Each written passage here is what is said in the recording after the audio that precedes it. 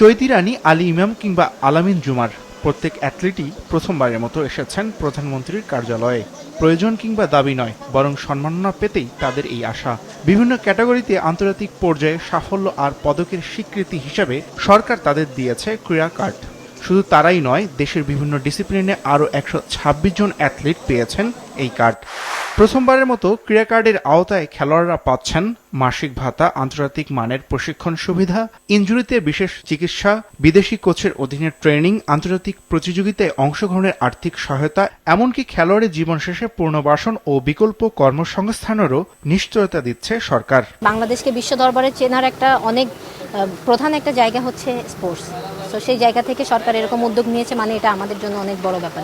ওনাদের একটা বিরাট প্ল্যান আছে। সো আমার মনে হয় যে হোপফুলি এই ইয়ারটা আমার মনে হয় যে অনেক ভালো ভালো অ্যাক্টিভিটিস আমরা দেখতে পাবো। আমাদের রেসপন্সিবিলিটিটা আরও বেড়ে গেল, কারণ বিগত দিনে আমাদের এই জায়গাটা কম ছিল, যেটা এখন আমাদের দায়িত্বের জায়গাটা আরও বেড়ে গেল। দেশকে আরও অনেক কিছু দেওয়ার আছে, আমরা আমাদের সর্বোচ্চটুকু চেষ্টা করবো যার যার জায়গা থেকে ইনশাল্লাহ। অনেক চেষ্টা করার পর দেশের জন্য কিছু একটা করতে পেরেছি এবং সরকার আমাদেরকে কিছু একটা দিতে পেরেছে।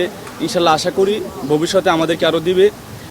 তবে এই সুবিধা পেতে হলে রাখতে হবে পারফরমেন্সের ধারাবাহিকতা। প্রতি 4 মাসের ব্যবধানে ক্রীড়া কার্ডধারী খেলোয়াড়দের মূল্যায়ন করবে সরকার। পারফরমেন্স ভালো থাকলে সুবিধা চলবে, আর পিছিয়ে পড়লে বাদ পড়তে হবে তালিকা থেকে। আমাদের ক্রীড়া ভাতা স্টার্ট হয়েছে, তো এখন প্রত্যেকটা প্লেয়ারই এখন চেষ্টা করবে যে ভালো রেজাল্ট করার জন্য। এটা তো প্রতিটা মুহূর্তে এখন চ্যালেঞ্জিং। যদি বলবো আমি এখন থেকেই আমার মুহূর্তটা চ্যালেঞ্জিং, কাজ আমার যে পরে যে প্লেয়ার আছে সে চেষ্টা করবে আমার জায়গাটা নিতে। তো অবশ্যই আমাকে আমার জায়গা ধরে রাখতে হলে আমার থেকে বেটার পারফরমেন্স করে থাকতে হবে। তাদেরকে কৃতজ্ঞতা জ্ঞাপন করতে চাই এবং আমাদের ক্রীড়াবিদদের জন্য আসলে খুশির একটা দিন এবং প্লেয়ারদের জন্য এটা ভালো হয়েছে, কারণ আমরা কখনো এরকম সুযোগ সুবিধা পাইনি।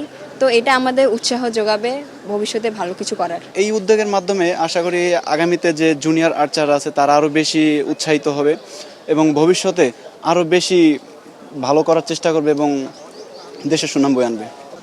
নতুন ক্রীড়াবিদ খুঁজতে নতুন কাজও শুরু করে যাচ্ছে সরকার। তৃণমূল থেকে প্রতিভা খুঁজতে আগামী 30শে এপ্রিল চালু হচ্ছে নতুন করে স্পোর্টস।